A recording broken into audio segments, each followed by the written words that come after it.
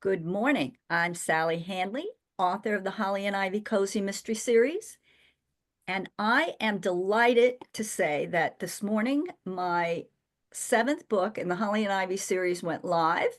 The Mystery of the Blooming Book Club Murder is now available on Amazon. So, welcome to Mystery Book Club. I am delighted to introduce our moderator for this quarter, Michelle Chouinard. I hope I got that Perfect. acceptable pronunciation okay. And Michelle actually has a PhD in psychology, That's true. developmental psychology. It always amazes me. I have several friends who have doctorates and they never introduce themselves as doctor, but I'm going to introduce you as Dr. Chouinard, You who is an Edgar nominated author. Also, you're nominated for an Edgar Award right now. Is that right? for the book we're about to discuss. Yeah. Oh, excellent, excellent. So, without further ado, I'm going to turn the program over to Dr. Chouinard, and you may add any biographical information that you care to, and take it away. Hey, thank you so much for having me. I'm so stoked when I saw your book club. I was just like, oh, that looks like so much fun. I absolutely have to be a part of that. So thank you for letting me do this. I really appreciate it. And thank you for letting me pick the books because, I mean, it's nice to pick my own, of course, but I'm really excited about She Left and The Troubling Death of Maddie Benson because I think those are both really cool books and I've been wanting to discuss them with someone. So and I have lots of friends who read, but not many who read mysteries. So I'm very excited to be able to do that. Um, I know it's probably a little Take bit the next weird right turn. to take the next right turn. We're heading to Albuquerque. Uh, so it's George, is probably that you in the car? I think you need to put us on quiet. on mute. Um, I think I've thought a little bit about like what it must be like to have a book club meeting when you're talking to the author, and I figured that what I'm gonna do is I'm actually gonna primarily give you the chance if there are things you want to ask me about the book. I have a list of questions though, so if there's nothing in particular you guys want to talk about, I will go into the questions. And I just want to let you know I'm trying to get Stacey Gray and Terry Shames to come and possibly be with us during the other two, but there may or may not be scheduling conflicts that we're trying to work out. So, but that's my hope is that that's going to happen. So, all Right. right, let me open it up and just say, is there anything that anybody wants to ask or jump off with? Or do you guys want me to just throw something out there? Well, I think, oh, go ahead, Peg. oh, I was just going to say, I'd be really curious to know how you came up with the idea to write this. I really enjoyed the book. So, Thank you so much. I appreciate that. It's possibly a very interesting or a very boring story, I think, depending, because it comes out of me being very bored. So during the pandemic, I had to take my cat to the vet for some reason, and back at that time, you couldn't go in anywhere, you couldn't do it. So I had to sit out in my car for 4 hours while they were doing the stuff that they had to do, which, I'm sure whatever she was going through was way worse. But it basically meant that I was sitting listening to podcasts, true crime podcasts, which is one of my, great loves, as you might have noticed. And they had just dropped one about the Doodler, right? Who was a San Francisco serial killer. So I was listening to this podcast, and right when I'm in the smack dab in the middle of not having been able to go anywhere for ages, and they're talking about all these places that I have been and that I love in San Francisco, and I was like, oh, I want to be there. And I thought, when the world opens back up, I'm going to go see these places. And how cool would it be if they like had a tour that they could do where somebody would take you to the different locations? And then I went, yeah. that would be a cool book. And so then I started thinking about, well, what kind of person would give true crime tours? Like, what would that look like? And what kind of mystery would they end up finding themselves in the middle of? And that's where the idea came from. So Yeah, it was great. thank you. Does anybody else have any other questions or? Not a I don't have a, question. This is Claudia. oh, go ahead. It's not a question. It's more of a following on what you just talked about, I didn't know what the book would be about, and I started reading. And I live in the Bay. I live in Calistoga, but I was lived in the Bay in Contra Costa County for 40 years, so I know all the spots you were at. But I was really surprised about the true crime tours also. I mean, to me, that was such an unusual idea because, San Francisco, they have all these tours of things that happened back in the day, but um, your character was addressing crimes that were, I mean, I remember some of them, and, maybe there were people who knew these people. And I was wondering, um, when I write, I have a hard time killing my characters because I feel so terrible about, how are their families going to feel and how frightened were they? And, I mean, I start to really, anthropomorphize the dying, or there are people, but you know what I mean. And so when you were writing about true crime, especially the more modern ones, what thought process did you have that was allowed you to do that? And how did you go about the the gut feeling of these are real people? So yeah, that's a really great question. And I think it's one that we don't ask enough in kind of the true crime fan community. Um, and I was watching a documentary, and of course, the name of it is just went out of my head because that's apparently the brain cell that decided to die today. Thank you so much. But it was a Canadian team of brothers, and they had decided they made all kinds of other films, but they had decided to go and do a film, a true crime documentary about this murder that had happened where they'd grown up. And so they started doing, they went into it, they started investigating it, and pretty quickly they came up against what you said, and it's what the documentary ended up really being about, was the fact that everybody had been touched by this. Everybody was either, somebody that they knew and loved had been a suspect, or somebody that they knew and loved had been a victim. And there wasn't any way to talk about this, even to people that were more tangentially related. There wasn't any way of talking about this that didn't stir things up for people a lot. And I think that actually was what made me want to put kind of one of the central conflicts as this conflict between Capri and her father, Hmm. because I can't even imagine. I'm lucky enough that I haven't been touched by something like that.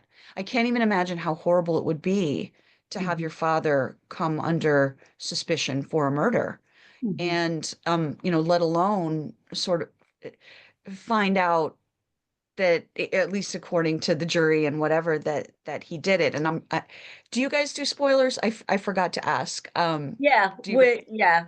If you haven't read the book, all's fair. Yeah, okay, spoiler alert. Yeah. So, and coming to, I'm going to try not to spoil anything, at least for as long You in read as we it. can anyway.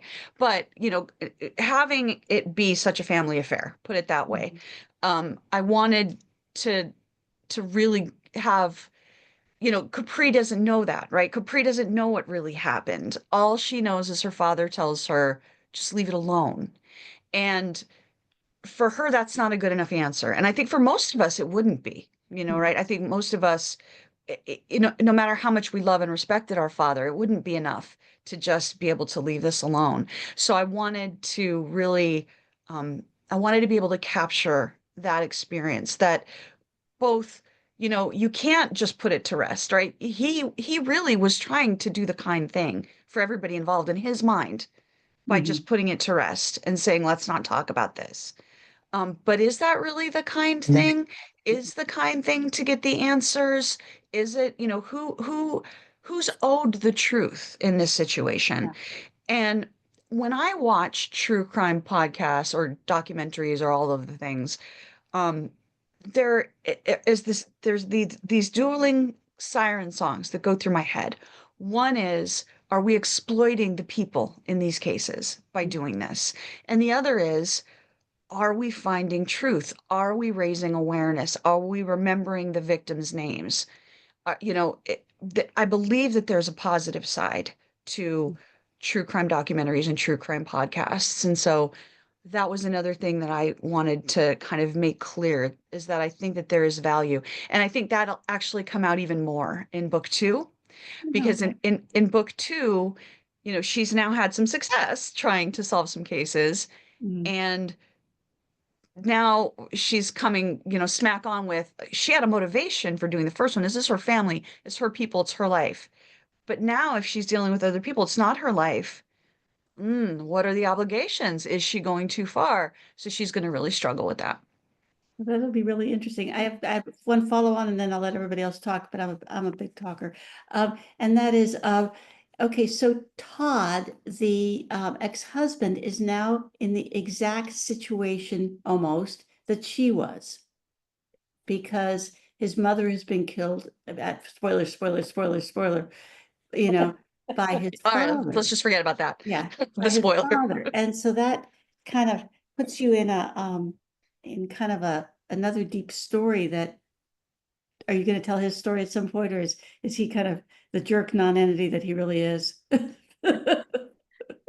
Let's just, so book two isn't his story, but in book two, you're going to get a sense that Todd is complicated, and we may be learning more later Good. about Todd's Okay. story. Okay. Yeah. Sorry about that. No, no, not at all. That's great. Thank you. Darlene. Yeah, good luck with the Edgar Award.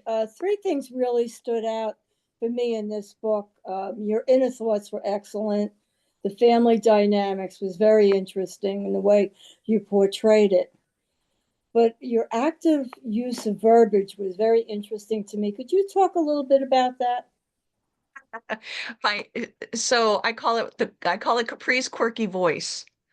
Is is that, or is there a particular example that you can Oh, think there were of? many. In the beginning, there was more than there was later on when you got into the book, but just very active verbs and what they were doing and how when they made a statement, what they were saying, that kind of thing. Yeah, yeah, it's funny in the editing process. There's a lot of times when my editor will be like, "This isn't really a verb, and you're kind of using it as a verb. Did you mean to?" And you know, that's their job. Their job is to make sure I did it on purpose, right? And not that I did it, but yeah. So I just love playing with language, and so anytime I can make things a little bit, you know, more fun, I love to do that. I just said, there was something the other day with my husband where we're having a bunch of work done in the house because we've got an issue. It doesn't matter. But my point is, I was laying there because it was early in the morning, and the guy comes up and as asking me questions, even though I'm like in my blanket asleep, and I'm like, "Where's my husband?" And I told my husband later, I was like, "Why did he choose to come to me when I was wrapped in 7 layers of stay away from me?" Mhm. And he just cracks up and he's like, "You got to put that in a book." Yeah. And I just, for me, that's the fun of language, is Mhm. doing all the kinds of things that you wouldn't expect somebody to do. And so it's great to see people appreciate that, because not everybody does. And so Oh, I was lucky to find an agent and an editor who likes the voice, who like the voice. One of the things that I highlighted on my Kindle, because I was reading when I read it, was it wasn't one of the made up or weird usages, but it was one that I really loved. And you said that beginning in the 1990s, the tech boom hit Silicon Valley just south of San Francisco like a wrecking ball wrapped in hydraulic hammers. And so I highlighted that because I just loved it. You know, I just thought, wow, that's a good one. Wrecking ball Awesome. wrapped in hydraulic hammers, and I thought, cool. Thank you. I had a teacher of mine once accused me of loving hyperbole, and I think that that's probably fair. I Why love not? it. Oh, that's great. You know, I reread the last two chapters last night because originally I had read this book quite a while ago. And the the profound moral dilemma hit me with force. And also the fact that this was an extremely complex plot, because Mm. We had one murder thinking that this was related to these other murders, and it was not. It was like not what we expected to happen at all. Okay. But the moral dilemma of the father deciding who, when justice was served, right? But in the meantime, the prostitutes who were murdered, where was the justice for them? And that was Capri's, uh, it was, where was the justice for the grandfather? But the father thought there was justice for him. But what about the women who were murdered? And that to me was, yeah, because people consider these women disposable. Yeah, Yeah. absolutely. It's horrifying to me. Like I think it's there's a case in Cleveland where there's this guy taking women up to his house and, raping and murdering them. And, one of them escapes, jumps out of the window and goes to the police. And the police are like, yeah, you're just high. Yeah, and it's Mhm. like, I highly recommend if you haven't seen it, and you have Netflix, check out Woman of the Hour. It's a great movie with Anna Kendrick, and it's about Rodney Alcala, who was a murderer who was active in the 70s, who would go up. I remember as a little girl, my mother and other people would tell me, if someone comes up and tells you they're a photographer and they want to take a picture because you would be a good model, they're trying to murder you. Don't do it. Right? Which sounds really dramatic, but it's because there was this guy doing that, at the time. Um, but it's a great movie that talks about and shows in 100 different ways how women are not listened to by police. And I mean, I think that's changing, thank goodness, now. So, I don't want to be shaking my finger too much at law enforcement, but especially historically, women are just not listened to. I mean, in all arenas, right? Like there's all of these studies now that show that doctors don't take our pain seriously, and just, and we're socialized, right, and raised to take up as little space as possible and to be as quiet and always be caring Mm. about other people's feelings at the sacrifice of our own. And that has really real consequences for when we're faced with somebody who might want to do us harm. And so yes, that was a really important thing for me was that, at the end where Capri says this and tries to get her father to understand that these sex workers matter. And if that was your daughter, would it make a difference? And, for him, he's firmly convinced that he did the right thing.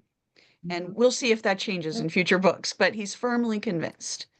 And um, and I think that you know, there is a reason and there's a beauty in what he tried to do to protect his family, right? And he's thinking, since we've abandoned all the spoilers, right? So he's thinking, it was my uncle, my brother, and he's dead. And why do we have to, it was in our family. Our family paid the price. Why can't we leave this alone? And she's like, because these women, even if they have no family, they deserve to have their names heard and their truth known. And you can tell this is something that I'm very, very passionate about. And I'm guilty of it too. Like what I just did I just referred to the serial killer, right? We always talk about the killer's name. We don't talk about the women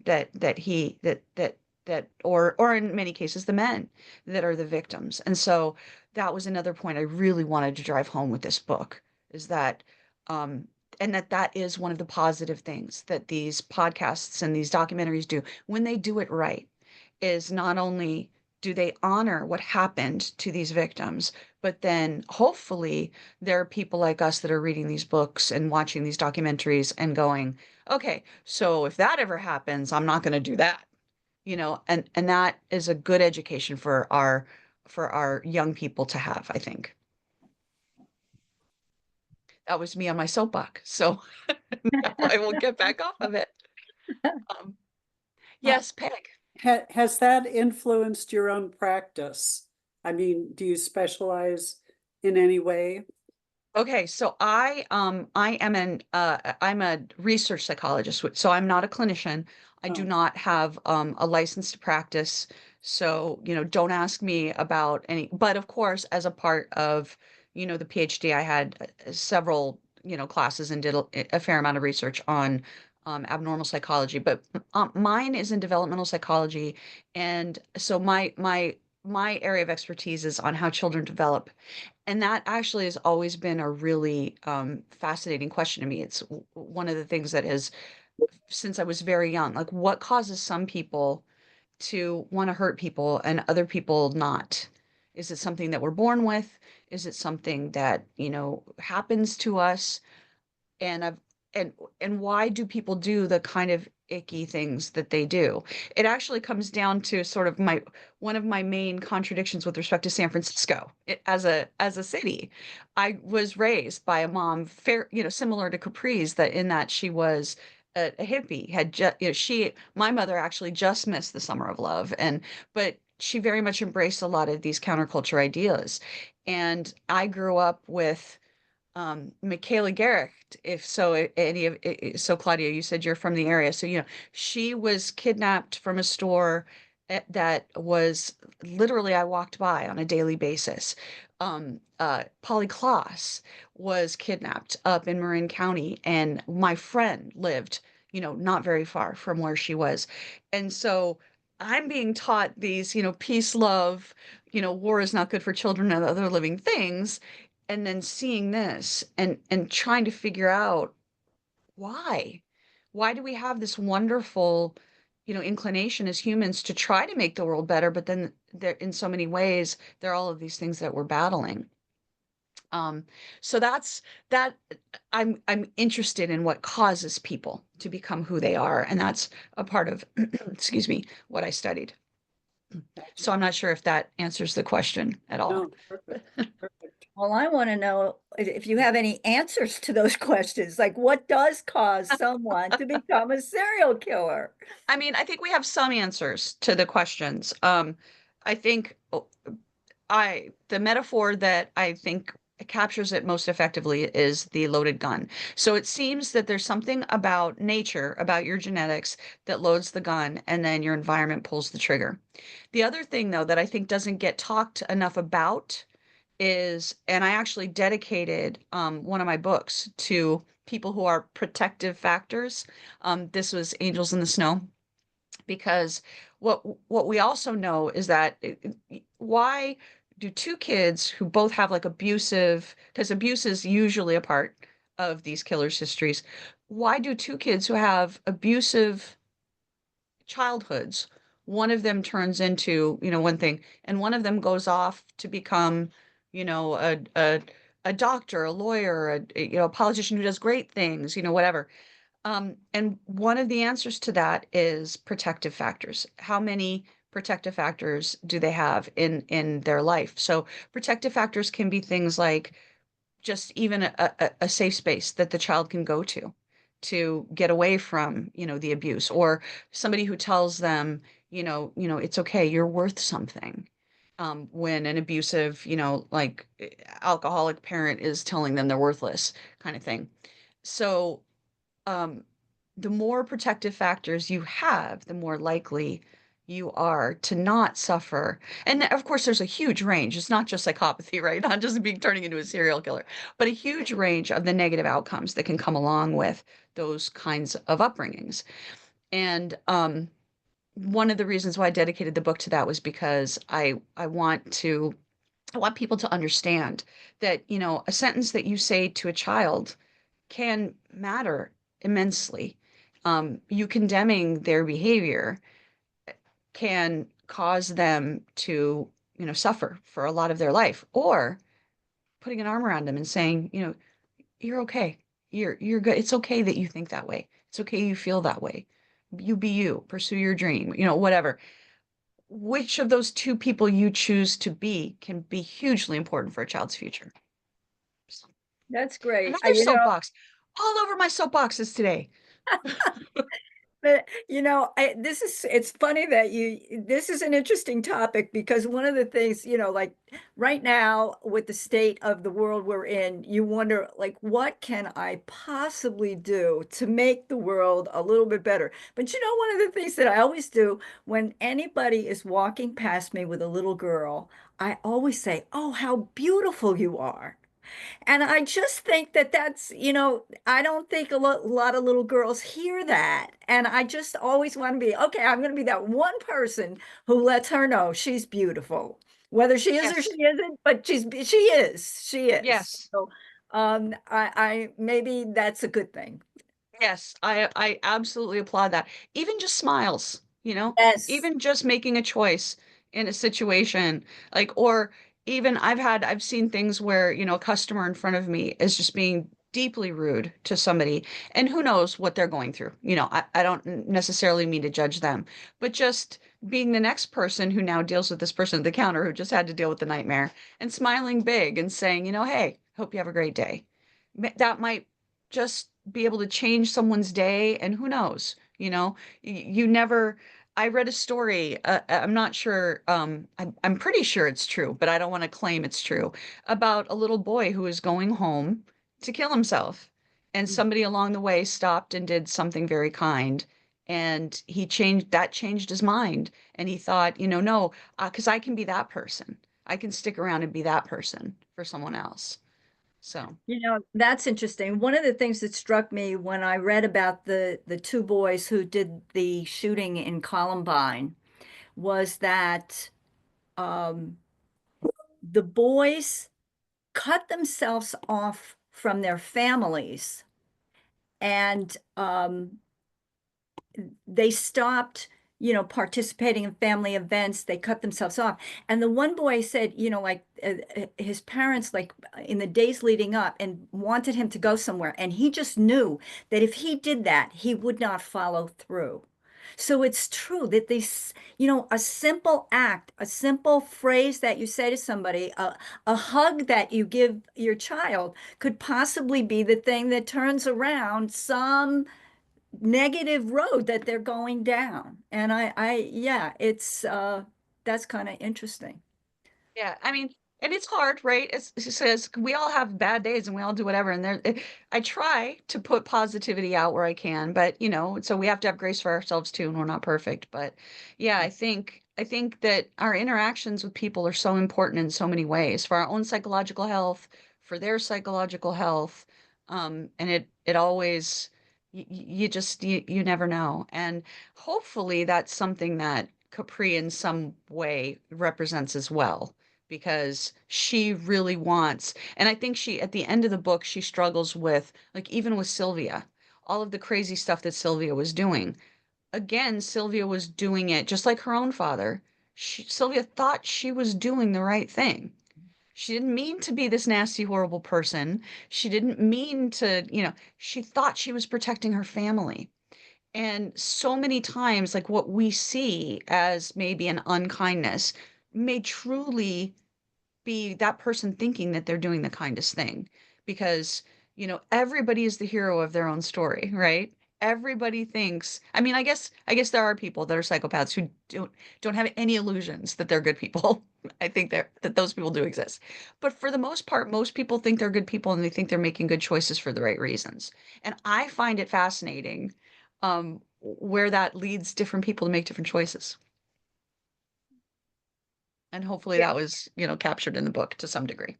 So, Sylvia was an interesting character too, because, in the beginning, you, well, you can't think well of her for cutting off her granddaughter, right? I mean, it's very, you just can't, it's unfathomable how she could and at the very end, when she's so close to getting her degree, that she just says, no, no, yeah, you figure it out yourselves.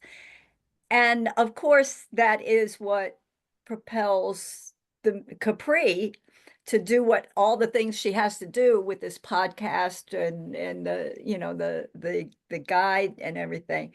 So yeah, that was kind of, but you really did a very good job of making us feel like it was somebody else out there, some other copycat out there, right? Not anybody close to her, for sure. I never suspected that. That came as a shock to me. Yeah, that was well done.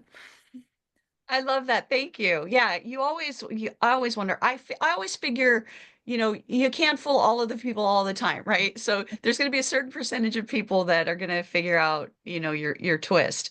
So I at least try to make it a fun ride. But yes, I'm always excited when I hear that I got to make somebody, be surprised by the ending. One of the coolest moments of my life was The Sixth Sense. I don't know if you've seen that movie, but with the twist and the reveal in that movie, I just was like, oh, if I can give just one person that moment when they're reading my book, my life will be worthwhile.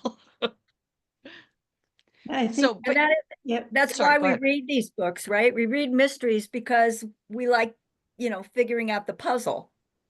And you don't want it to be easy, No, and it's right? a fun little dance because mystery readers are savvy, right? Yes. You're savvy and you are smart, and you've been reading a lot of mysteries for a long time usually. So to do something that isn't cheating, because I'm a firm believer in fair play. Mhm. All the clues have to be there, 100, everything has to make sense.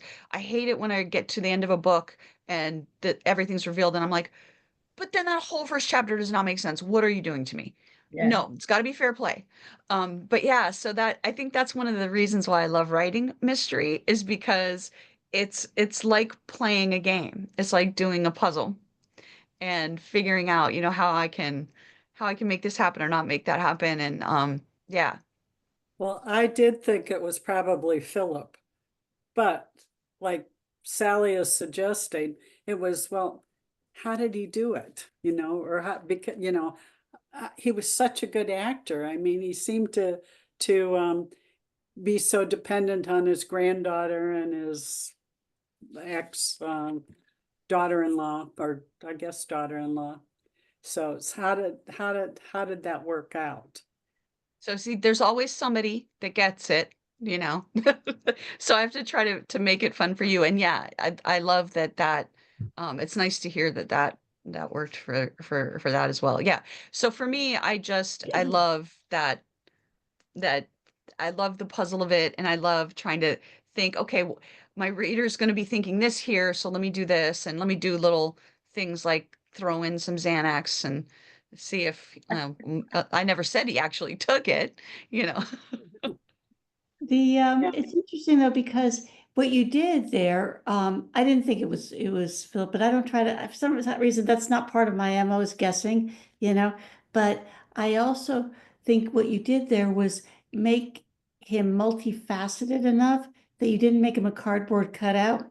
And so it's conceivable that he wasn't acting, that he did love his granddaughter, that he did care for Capri, that he did love Sylvia, that he had this terrible imperfection in him that would allow him to not just smack her, but, kill her. There's a difference. People do things when they're angry. But one thing I was actually curious about, and this is not, I had trouble with the ages. Um, because if Capri is 45 or close to 50 or something like that, how is Philip only 65? Um, His trophy husband. but he was not a trophy in the sense that he was poor and he was not of class and all that. That was the one thing where I was like, no, wait a minute. Um, and then I decided, okay, maybe she just married a younger man. But then that would put Sylvia, I mean, I'm 70 and my daughter's 38 and my grandchild is 7. My oldest grandchild of the 3, bless her heart. Anyway, and so I was thinking, I'm 70 and Julia's 38. Patrick is, how is that Yeah, working? yeah. That was the only thing that kind of, I was like, because I love the mechanics of the financial shenanigans Sylvia was up to, because I'm a lawyer. And so I was like, oh, okay, well, all right, I could see that happening. And okay, that's interesting how she hid that. But I kept counting on my fingers going, how is Philip only 65? Yeah, I think in my mind, I always do this. I always go and I do the math of this because especially with multiple generations Right. and wanting to because I knew at some point I'm gonna want it. The third book is gonna deal with Haight Ashbury, Summer of Love, and so I knew where I wanted her mother exactly to be, and um, so yeah, I think if you do a little bit, if Todd is a little bit younger than Capri, and Philip is a little bit younger than Sylvia, you can make it work. Okay, good, good. I'm relieved because again, it has to work in my mind and it's like, Yes, yeah, no, absolutely. It has to be plausible for sure. But yeah, one of the reasons I didn't just make him flat out older though was because no yeah. matter how horrible a person he is, there's a limit to how funny it's going to be when she tases him if he's, 80. It's just not okay. Right. And also We to had to have the make him a little physical bit more of a, wherewithal to yeah, kill not just his own wife, but to kill He a, also yeah, had to be physically able to right. do the murders. yes. Also Oh, Catherine, because not it's tase him. They tased her. She punched him. But yeah, right. yeah. But Sorry. like Catherine, to kill Catherine, he had to be a physically fit because she was Exactly. a little Yeah. younger, more vibrant and all that good stuff. And I actually think that, I mean, I think an 80-year-old man could have killed Catherine, in the fog with the element of surprise. I think, of course, with Sylvia, because that was his wife, Trust that him. he could have, yeah, I think he could have if he Mhm. had been older. But yeah, I did think that when it came down to a final confrontation between him and Capri, I had to make it so that it was reasonably decently matched between the two of them. And that's Even why though he a had gun a is a gun. great equalizer, Yeah. still. Yeah. I think it was also interesting how his murders differed from, my mind just went blank, Capri's father's or grandfather's murder. Overkill Bill. Yeah. I had that it sounds weird to say fun. I can say fun because it's fiction, right? But I had so much fun with that, playing with what would the Work you and know what would be a salient psychological difference between this and that, and especially tapping into the fact that when you get overkill, there's usually some sort of rage involved. right, So what would these killings that were rage motivated because the uncle was so angry at these sex workers for breaking up his family, versus um this thing with Sylvia where there was no rage. And Claudia, I think that I hope that, I like to believe that he really did love Sylvia. He Mhm. really did love his granddaughter, and he really, did care for Capri, and he didn't want anybody to go to jail, and he just really loved money. Like, his whole life had been given up in service of this identity that was about to be taken away from him. And Yeah. the comfort of that living, all of the things that he could have done in his life that he didn't, so he could be, second fiddle to this rich woman. It was too much for him. So yeah, Nice complex character. I like that. I So, think those are the interest, and I think people are complex. We all have conflicting inner desires. We all have, we can be this person on this day and this person on that day. And I do think that even well, maybe not the most heinous, but some of the most heinous killers truly believe that they're justified in what they do for whatever reason. And so for me, those are the most interesting characters to write. If I can get my reader at some point to have just a moment of going, oh, Sylvia, I get it why you did that. Oh, Philip, oh, I get why you did it. You don't have to like them, right? But just that moment of, oh, I get it. Yeah, I think those are the way more interesting characters. Any other questions? Because otherwise, I have a couple that I can deploy Yeah, let's here. hear them. All right. So, Darlene, you mentioned that you found that the relationships interesting. And that was a really big and important theme for me, was wanting to kind of explore different familial relationships, how complicated they are, how complicated the choices that we make in service of them are. Both the family, but also the blood. So the close relationship with her and her friend Heather. Um, so I wanted to know, was there one particular relationship or one particular character that really stuck out for you guys?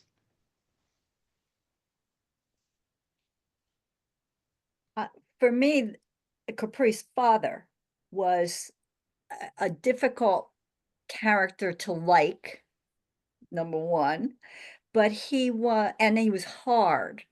But at the same time, it's interesting. The father, the grandfather, Overkill Bill, did not seem to be a terrible father, an abusive father in any way. And yet these boys were devoted to their mother, so that one could kill on her behalf and the other could let his father go to jail, thinking it was perfectly uh, uh, a perfect punishment for cheating on his mother. So that was kind of, he was a hard character for me to have sympathy for, even though I understood, I got where he was coming from, but I was horrified um at how he viewed the justice of it all. Yeah, I agree with you. I think that in terms of likability, he's my least favorite as well. And I think it's a similar thing where I understand why. I will say though, in his defense, that neglect can be just as much of an abuse as physical abuse. And I think his father sort of not being there, and then this perception of his father hurting the person that was there for him, I think that can be pretty powerful. Mm, Um, I I think this is one of the things that I learned, in the course of my studies, was that neglect is often not taken nearly as seriously as other forms of abuse, and yet it can be just devastating, really just devastating. So not necessarily in defense of that character choice, but right. but yeah. And how about everybody else? Claudia. Yeah, as usual, tell me to stop talking when you're ready, but like I am, I'd love to talk. But the thing about the father, why I liked or appreciated him, okay, in some sense, not say I like, but I appreciated two things. One is, in a sense, it's a generational thing not to talk about things. And that is something that, we again, the next generation from me and I also just, missed by a year the summer of love, I was, a little too young, but not by that much, nor the rest of us, except perhaps you. The spilling it all out isn't necessarily how we were brought up. It was also just, you don't have to talk about every single thing in your life. And I came from a family where huge things were not talked about. So I totally, totally get that. And as a respect, out of respect, you don't talk about it. And like not talking about my mother's history ever, that was like, can't talk about that. And so there are things that's why I've written like 5 books about it. But yeah, anyway, but so I got what the father was trying to do. But interestingly, the objection to infidelity was far greater than the objection to murder. And, that's again going back to what you said earlier, which is the objectifying and minimizing of women. In a way, being unfaithful to your mother, to your wife, whatever, because we are, in a sense, especially in different cultures than mainstream, an object. And of course, they were unfaithful to them. And of course, other men felt that the possession was being violated or trashed by the other's infidelity. I'm not saying this very well because I didn't think it all the way through.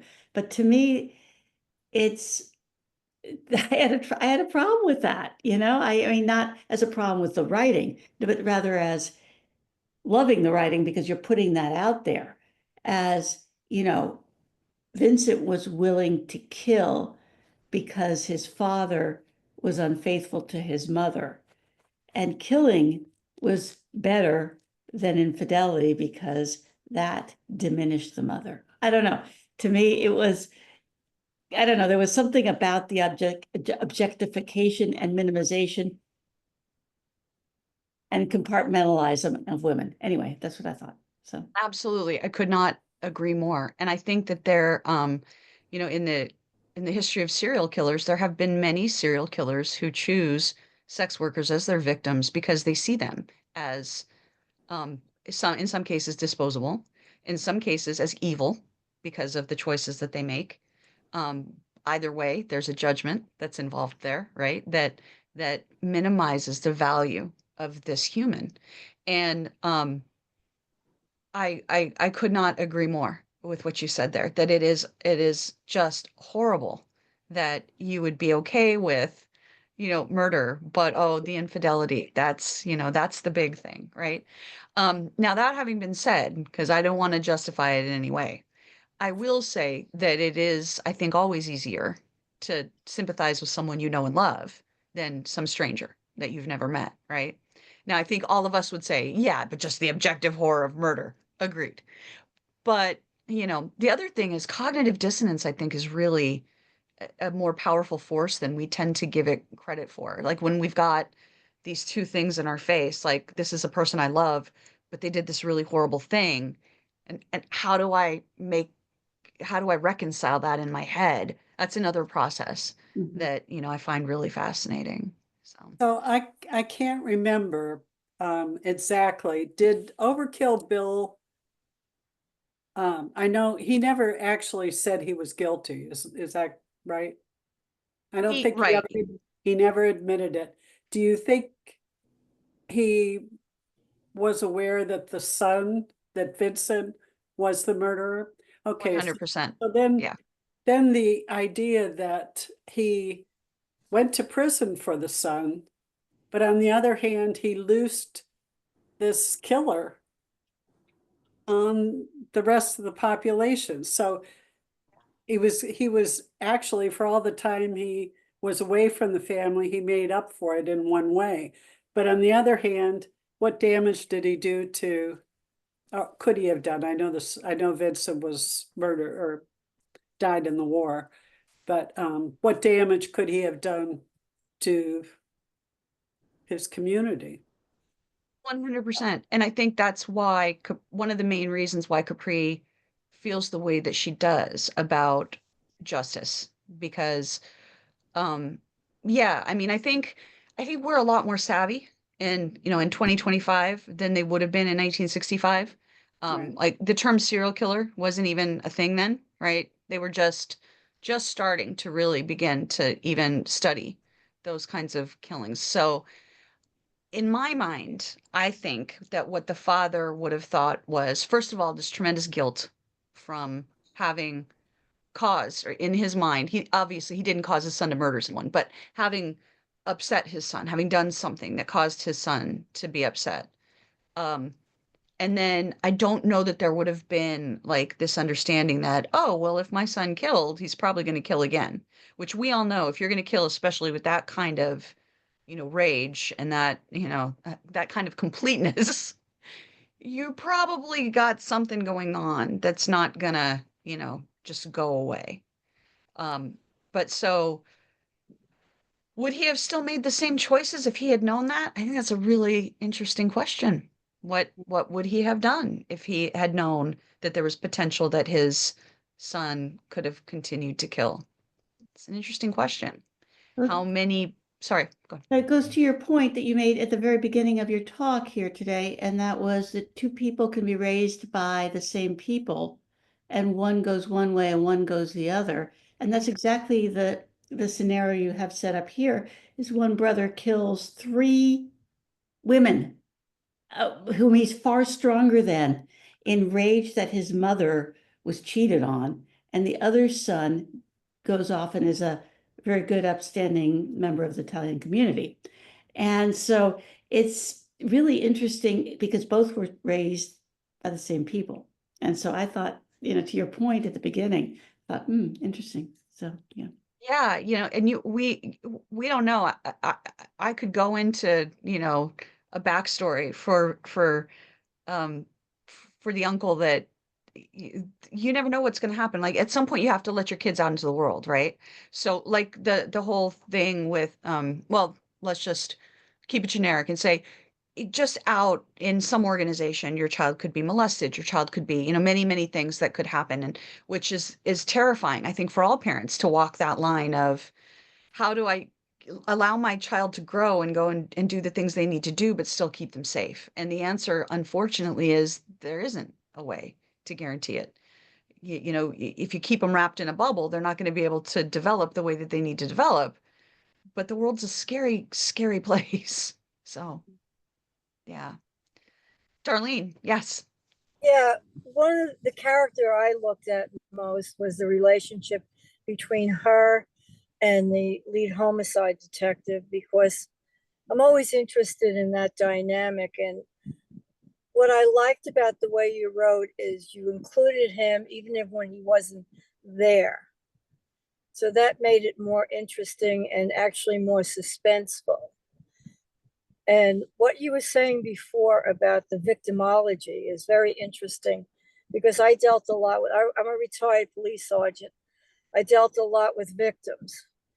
And one of the things is the first one at the scene has the most influence on how that person is going to handle a traumatic event, specifically in sexual abuse cases. Very paramount on how you handle things. And if you're cold or what, it's very difficult job to start with. And a lot of people, I think, don't know how to, there's no real courses that tell you how to handle it. When you go through a police academy, I took special courses on it just because I felt that it was a very important way for people to heal. Yeah. Yeah. I actually, Darlene, would love to talk with you after all of this, if you're able, because this is something, when people ask me, are there scenes that are really hard for you to write? Is it hard for you to write sex scenes? I don't love writing sex scenes, for the obvious reasons, but the scenes that got me are the ones when a police officer has to tell someone that they've lost their loved one. Um, Absolutely, those are the worst. If I can avoid it at all, I will find a way to avoid writing it, because I I can't all of the horrible things that you see in your job, that has got to be one of the worst things to have to do, at least, in my perspective. So first of all, thank you for your service. But yeah, I think that 100% I agree with that. That actually is a good segue, unless Patty, unless you wanted to chime in about a character. My Um, voice won't. Oh, can you hear me? Yeah. Oh, good, good. I just had one comment. In the end, when your dog died, when you wrote about your dog, I started to cry.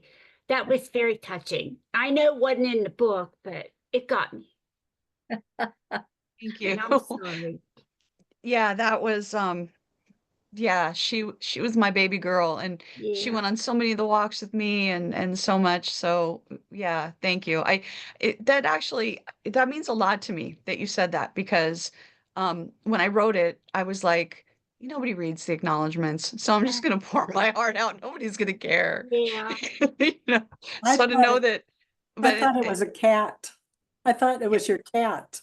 no, no, No, it it was was my the dog. dog. It went But I on a have cats. walk. As a matter, I'm surprised we haven't been cat bombed, actually, because, but yeah, that was, yeah, yeah. So thank you Sorry for to that. You're interrupt, ma'am. welcome. Sorry. All right, so I'm going to ask one last little question, which is using the relationship with Capri and Petito as our springboard. What would you guys like to see happen, or are hoping is going to happen, with book 2 and the next books in the series? I know. I would like to see that same homicide detective and them solving another mystery together. Oh, yeah. I think that would be really interesting. You already have a really good base. I can pretty much guarantee that for you. Good. I'll read the book. Awesome. Yay. Thank you. Anything else? Anybody else have any other thoughts? Do you think that you'll keep it as serial killings Is that what you're going to have her focus on? No. Okay, So okay. as she becomes a podcaster, and as she's getting known, a number of things are going to cross her path. But so, book 2 is done. Book 2 is actually already up on for advanced review copies are going out. So I'm starting book 3, which is going to touch back to the Summer of Love, and it's going to hit on some serial killings and disappearances that, a lot of runaways came to San Francisco in the Summer of Love, and a lot of them, disappeared, fell through some cracks. So yeah, so I mean, I will come back to it, but I think it's not gonna only be that. Yeah, just other true crime. Yeah, great. I think as to between Capri and Petito, one thing that I would like, because I liked him and he's a nice person, and it's not one of those stupid relationships where he's so manly and bad and, all that. I'd like to see a relationship that just develops pleasantly. You know what I mean? As opposed to, I don't know, I find that to be a positive, but here's the person who writes murder mysteries and can't kill people. So, I mean, but something positive. I like that he was a nice person. And to me, that I'd like to see that continue. What do you mean by pleasantly? Um, he doesn't turn out to be an asshole. Can I say that in this group? Or that, I don't know, somehow positive. I think probably the better word is positively, and I really liked that she didn't withhold evidence from the cops, because nothing makes me more mad than when they're like, oh, but the police are incompetent, so I'm not going to tell them this. It's like, Yes. Yeah. That is very important to me. I don't ever want to paint the police as incompetent, because they're not. And I think that I don't like mysteries that do that. I'm sure there are, in every profession, there are people that are less than competent, right? But to paint, when mysteries paint like the police as, oh, so it's a weird line, right? With an amateur sleuth. right. How do I have an amateur sleuth do this in a way that doesn't disrespect the police? Because I have a lot of respect for what the police do. So yeah, she maybe withheld the evidence for a day or two Yeah, but here not or like there. because I'm smarter, but more because she wasn't even sure that this was the right thing, or that they would, Yes. they bumble it somehow. No, I mean, it's like, Yes, yeah. yeah. So I think it won't be too much of a surprise to say that, in my opinion, I also want Petito to not be an asshole. I like him, and I want him to be worthy of Capri. Yeah. And I will say that he's complicated. I think, I I think that what, especially homicide detectives, but any police, but especially what homicide detectives go through. One of the people that I know, we're getting up on the end, so I will hurry up. If there's a book by a man called Paul Holes, and he actually was a lab person that ran tests, but he helped to solve a lot of cases in Northern California, and he wrote a book about this. And one of the things I loved about this book was he talks. I mean, it's not a coincidence, but he's been married 3 times. He talks about the personal toll that it took and the toll that it takes on relationships. And I think this is something that we don't think enough about with our first responders, is how difficult their job is and what they struggle with. So of course, Petito is going to be complicated, especially because this woman is going to keep gumming up and nipping at his job. So there's going to be conflict. That's the spice of their relationship. But I think it's going to be good. I hope. Great. Well, this has been a delightful discussion about serial killers, right? Yes.